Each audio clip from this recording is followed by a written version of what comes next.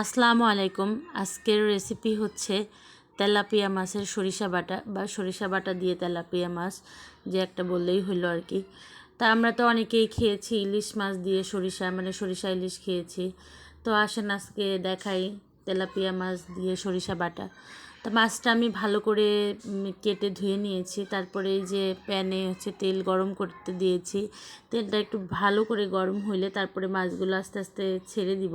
তারপরে এপিট ওপিট করে মাছগুলো সুন্দরভাবে ভেজে নিব। মাছ ভেজে নেওয়া হয়ে গেলে আমি ওই তেলের ভিতরেই হচ্ছে পেঁয়াজ আর মরিচ কুচি দিব।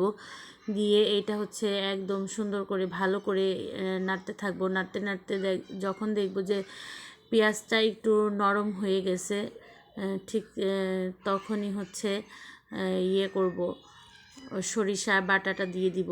তার সরিষা, তারপরে কাঁচামরিচ, জিরা বাটা ভালো করে একসঙ্গে গুলিয়ে নিয়েছি এটা। তারপরে এই যে পেঁয়াজ কুচির ভিতরে আমি দিয়ে দিব। দিয়ে এটাকে ভালো করে নেড়ে চেড়ে একদম ওই যে ইসের যে একটা স্মেল থাকে ওইটা থাকবে না, ভালো করে একদম ইয়ে করব। এটা দেখতে একটু সাদা সাদা হয়ে থাকে। তারপরে এই যে রেগুলার যে মশলাগুলো আছে ওইগুলাই দিব।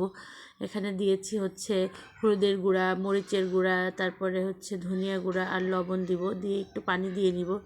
পানি দিয়ে ভালো করে যে এই মশলাটা এখন কষাইতে হবে। মশলাটা বারবার একটু নেড়ে দিতে হবে যাতে পুড়ে না যায়। তা মাশাল্লাহ এটা যে খেতে এত ভালো লাগে, অনেক মজা লাগে। তা আমরা তো অনেকেই খেয়েছি হচ্ছে সরিষা ইলিশ খেয়েছি। তা এইভাবে একবার খেয়ে দেখবেন, মাশাল্লাহ এটা খেতে এত মজা হয় যা একদম বলার মতো না। তারপরে এই যে ভালো করে মশলাটা আমি কষাই নিব। কষাই নেওয়া হয়ে গেলে তারপরে এই যে মাছগুলাকে আমি দিয়ে দিব এই মশলার ভিতর। তারপরে একটু ঢেকে দিব। ঢেকে 1 মিনিটের একটু কম ঢেকে দিব, কম সময়ের জন্য ঢেকে। তারপরে এই ঢাকনাটা উঠাই দিয়ে মাছটা এপিট ওপিট করে উল্টাই দেবো। কিন্তু এই সময় হচ্ছে চুলার আঁচটা মিডিয়াম রাখতে হবে, হাই ফ্লেমে রাখলে এটা পুড়ে যাবে। তাই এই যে ঝোলের জন্য পানি দিয়ে দিয়েছি। পানি দিয়ে এই যে আমার পছন্দ মতো আর কি পানি দিয়ে এরকম রান্না করে নিব। তা মাশাল্লাহ এটা অনেক সুন্দর লাগে খেতে, অনেক ভালো লাগে। তাই এই যে দুপুরে লাঞ্চ করতে বসে গেলাম। তাই এখানে হচ্ছে আমি লাউ আর হচ্ছে আলু দিয়ে একটা ভাজি করেছিলাম, আর এই যে লেবু নিয়েছি, আর এই যে মাছটা খাচ্ছিলাম। আলহামদুলিল্লাহ এটা খেতে এত মজা যা বলার মতো না। আমার মেয়ে, তারপরে আমার হাজব্যান্ড বিশেষ করে, ও হচ্ছে যে সরিষা দিয়ে মাছ রান্না করলে খুবই পছন্দ করে, সেজন্য আর কি ওর জন্য রান্না করে।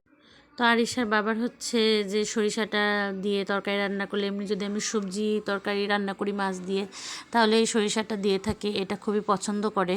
তো সবাইকে অনেক ধন্যবাদ আমার ভিডিওটা দেখার জন্য। আল্লাহ হাফেজ।